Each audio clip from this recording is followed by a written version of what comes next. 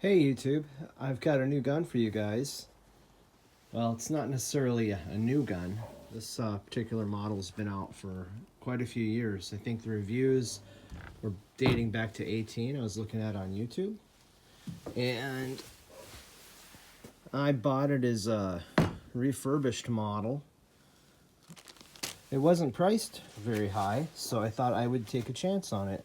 I had really good luck with my Gamma Swarm Hornet, buying that as a remanufactured gun.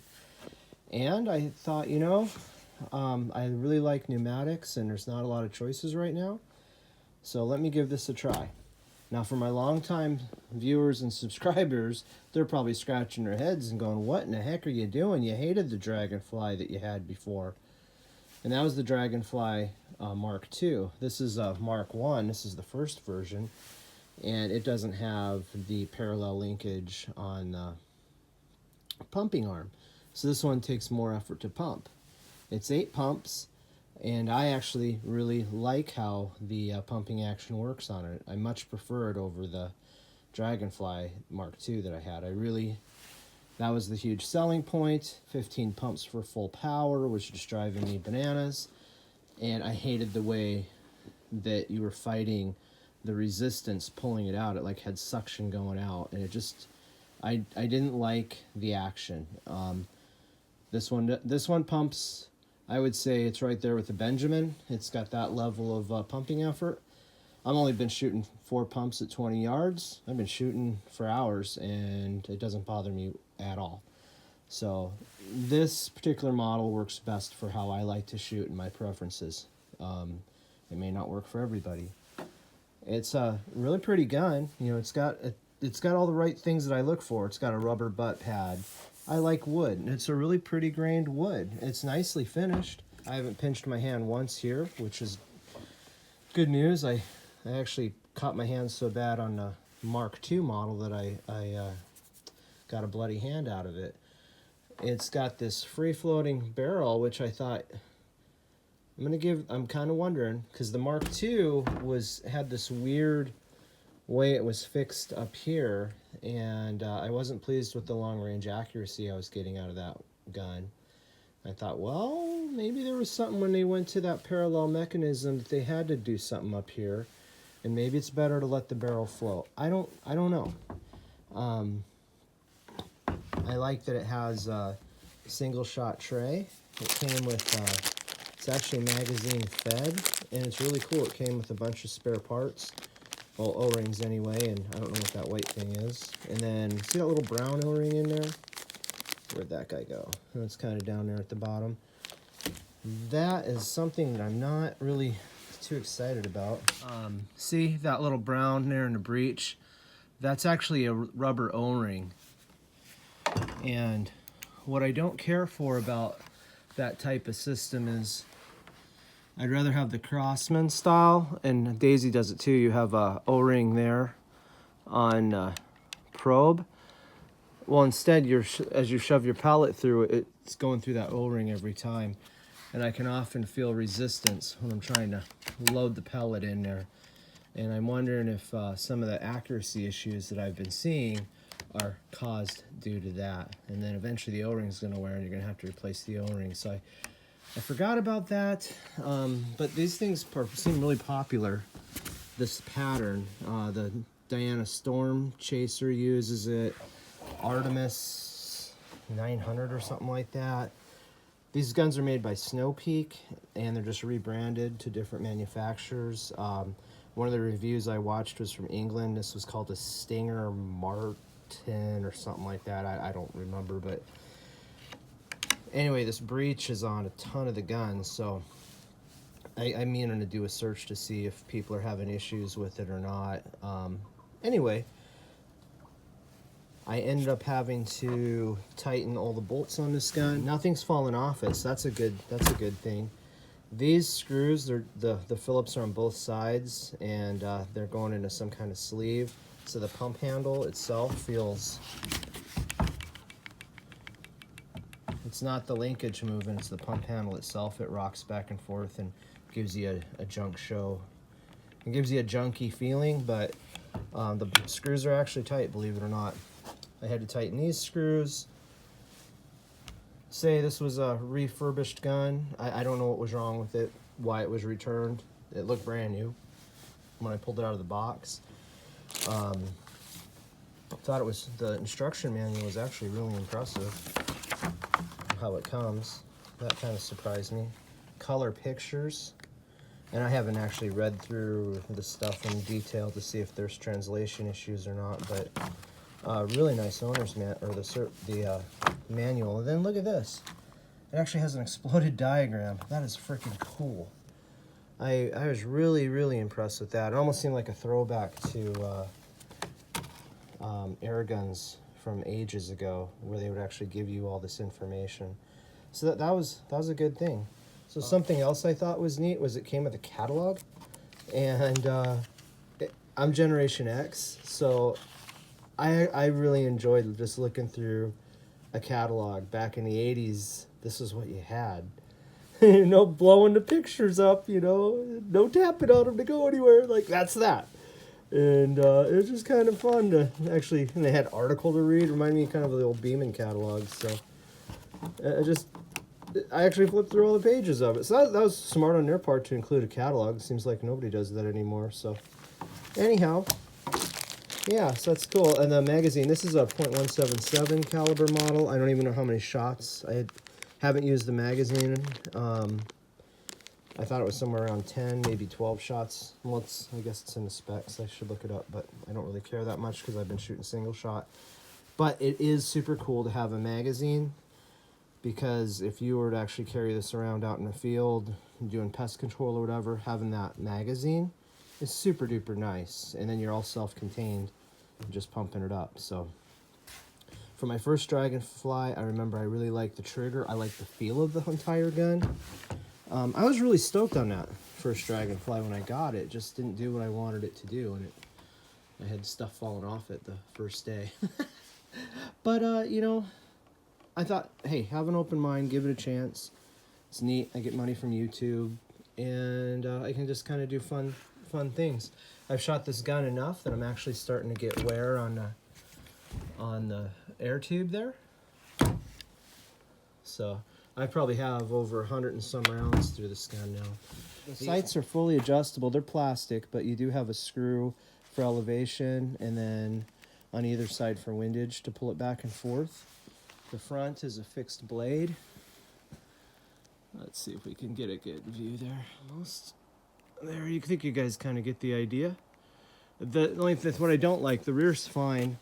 It's just the front sight is really thick. Let me show you. So here's a dime, and that gives you an idea how thick the front sight is. I would prefer that the front sight be thinner. Okay, so magnet test. The trigger guard is plastic.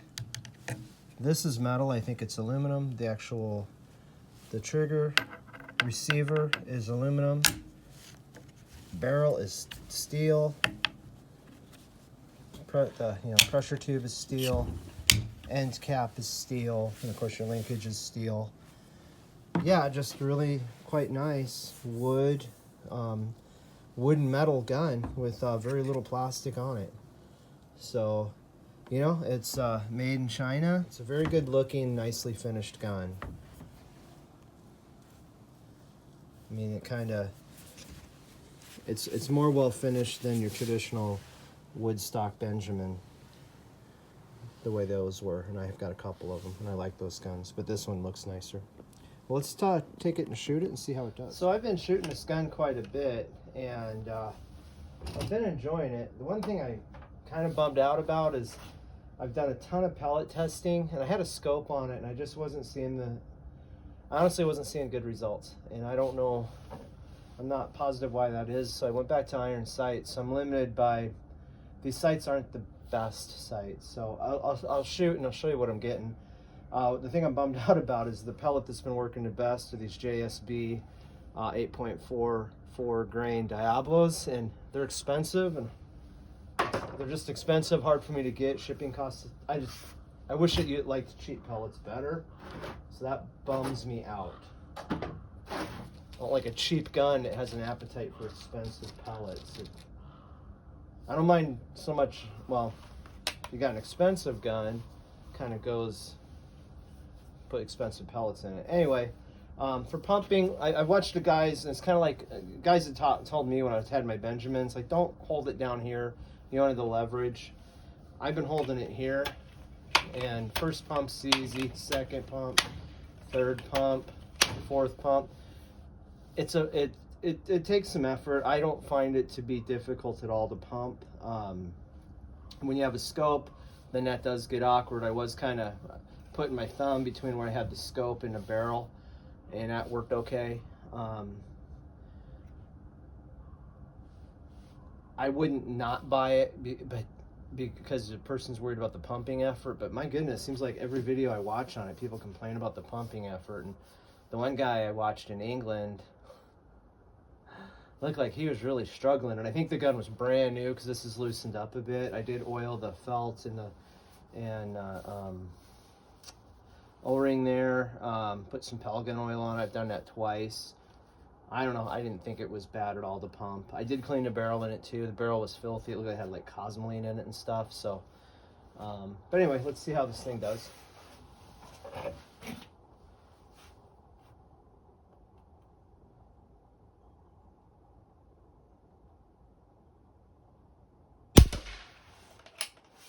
Because that target's all black and I don't have optic, I can't tell what I'm hitting. So you guys know better than me.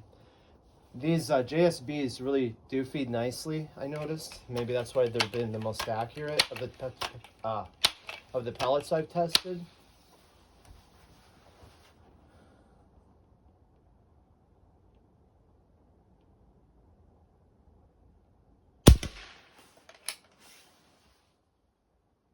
It almost looks like it's down by the 7 o'clock from here.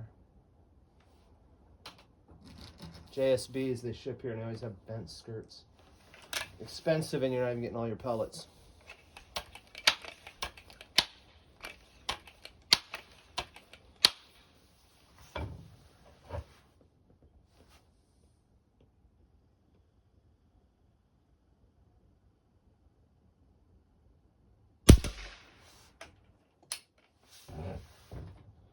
So that's 3. Let's see, we'll do 2 more. And kind of was thinking I'd be able to keep them all in the black, which isn't saying a lot, but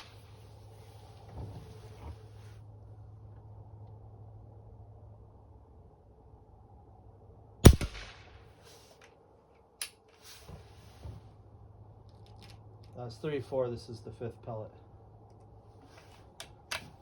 Yeah, some of these pellets, like I was using Crossman brown box, and I actually had to reach around and pull with my thumb on the cocking lever to get them to seat because it was taking so much effort to feed them into the breech. It's kind of bananas.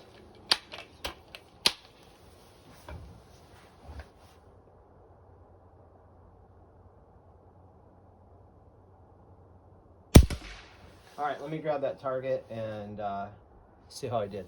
I'm just gonna need a quarter for this. Aside from those two, and then I have the one over there. You know, nothing to be impressed with or to write home about. But that is with me shooting iron sights, and I don't really like these iron sights that much. These are some other groups that I had been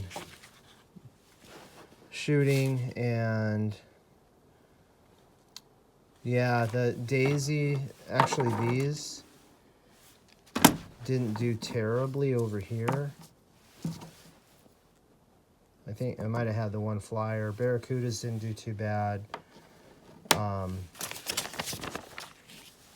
And this is actually all with the scope, JATS's. I just was really kind of surprised. And this is after I cleaned the barrel, so I'm not sure what's going on with it. Okay, let's do something more fun. We're gonna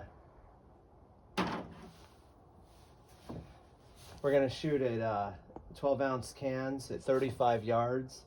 I tried it out. It seems like I can hit about 50% of the time, so I think it'll make for good video. I switched to using Crossman domed pellets. I really hate using JSBs. just for plinking around. These seem to be working good enough. That one actually fed kind of hard, so I'm going easy. Let's see how it does. I'm gonna do 6 pumps. Yeah, I don't know. It's once it breaks in, I'm not gonna belabor. It's definitely harder to pump than the Mark II with that parallelogram, but you're just trading out. Max pumps is 8. I'd rather have done 2 more pumps at that kind of resistance with this than I would with that stupid parallelogram system they got on it on the other model. But that's me. Other guys like it. Let's see how we do here. I'm gonna shoot from the bag because I want to showcase the gun, and I don't even know how well it'll go.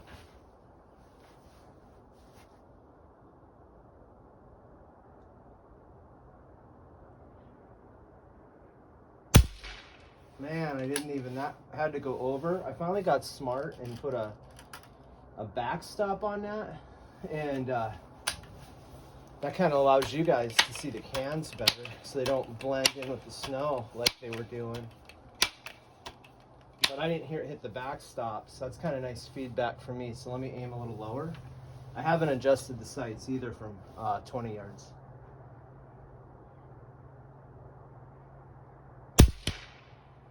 Okay, so at least I have elevation, but like I said, I was hitting about 50% of the time practicing, so maybe things will come together for me. I was going to use the magazine, but it's inside the house. I didn't want to grab it.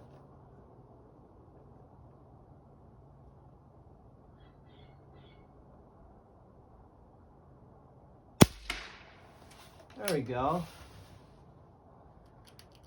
I guess I'd love to be more excited about this model. I was surprised by how very similar it was to the Dragonfly Mark II. It seemed like all they did was add the parallelogram linkage to that for the pumping, and then that brace on the front. And where I'm bummed is when I put the scope on it, my groups were not consistent, and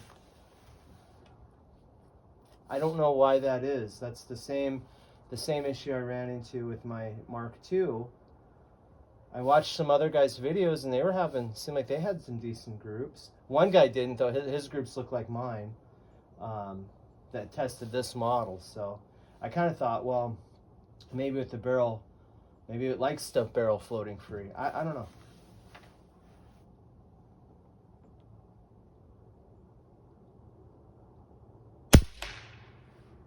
Dang it.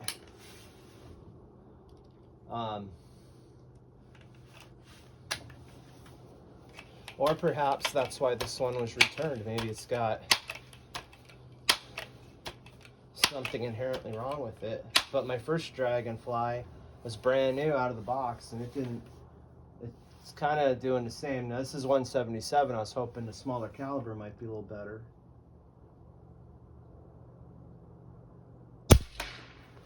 There we go. Yeah, this big blocky front sight I'm not overly fond of. I did try to I wanted to put a peep sight on the rear, one of my Daisy 5899 I think is what is peep sights, but the way the bolt comes out on this, there's no room because the peep sight overhangs the back, so I couldn't do it.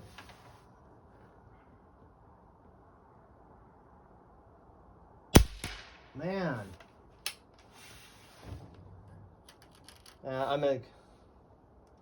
You know what I think I'll do for you guys? I mean, you're just more interested in the gun. I'm just going to speed it up, and then I'll edit the shots so you can just see. No use sitting here dragging up the video.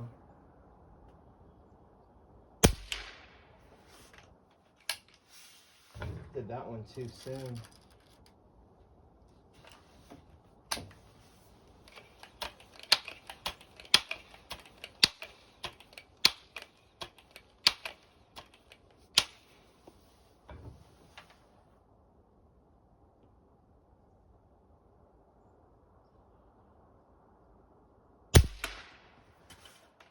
I really like the trigger on this gun. It has a lot of feel to it. That's one thing I liked about the Mark II I had. I really liked its trigger.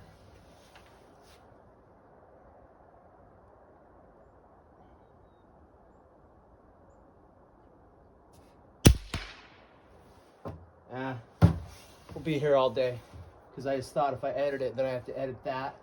Editing 2 cameras, it's very time consuming, and I don't want to put that much effort into it. It's already a long video. Okay guys, that's all for now. I'm gonna go look at those cans and then call it a video. Well, let's see where I was hitting here. I don't know. Okay, so that was kind of in the center, a little low. Not bad. So that's good. Center and low. All right. That's really good. So that's consistent.